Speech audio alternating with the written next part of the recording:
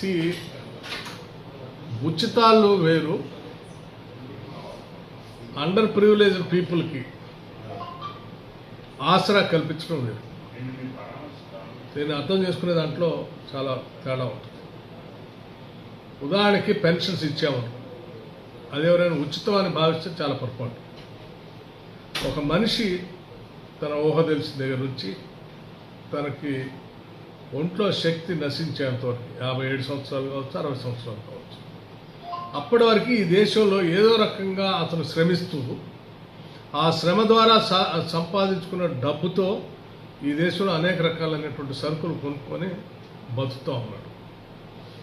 ఆ సరుకులు కొనే క్రమంలో ప్రభుత్వాలకి, అది జిఎస్టీ రూపేనా కానీ లేకపోతే ఇతరత్ర రూపేనా కానీ, ప్రతి దాంట్లో ఈ దేశాన్ని పన్ను కడుతూనే ఉన్నాడు, ఈ దేశ పాలన కోసం, ఈ దేశ బడ్జెట్కి. సో అలా పన్ను తను జీవితకాలం అంతా కట్టిన తర్వాత చివరి దశలో తనకు శక్తి లేనప్పుడు, శరీరంలో శక్తి నశించినప్పుడు, తన జీవితకాలం కట్టినటువంటి పన్నుల ద్వారా ఈ దేశ పరిపాలన కొనసాగినప్పుడు, ఈ దేశ ఆర్థిక పరిస్థితి నిలబడినప్పుడు, ఈ దేశ జీడిపికి అతను కాంట్రిబ్యూట్ చేసినప్పుడు తనకి పెన్షన్ ఇవ్వటం అనేది ఉచితంగానే నేను భావించట్లేదు, అది బాధ్యతగానే చూస్తా ఉన్నాను. అలా ఇచ్చేటువంటి వాటిని కొద్దిమంది అవగాహన లేక ఉచితాలని మాట్లాడుతున్నారు, కరెక్ట్ కాదు. అట్లాగే ఉదాహరణకి ఎంప్లాయ్మెంట్ గ్యారంటీ స్కీమ్ అని ఉంది, దానికి సంబంధించి కూడా కొద్దిమంది ఈ మధ్య మాట్లాడారు. అదే ఉచితం కాదే, మేము పని చేసుకుంటాం, మా పని దినాలు కల్పించాలి అని ప్రజలు అడిగినప్పుడు తప్పనిసరిగా ప్రతి వాడికి పని చూపించాల్సిన బాధ్యత ప్రభుత్వాలపై ఉంది కాబట్టి దాన్ని ఒక హక్కుగా మార్చి ఒక చట్టం చేసి ఇచ్చారు. సో వాళ్ళు శ్రమించి పని చేసిన దానికి కూలి పొందుతాం. సో నీకు పెన్షన్లు ఉచితాలు కాదు, ఇటు ఈజీఎస్ ఉచితాలు కాదు. అట్లాగే ప్రభుత్వాల యొక్క ప్రాథమిక బాధ్యత ఏంటి?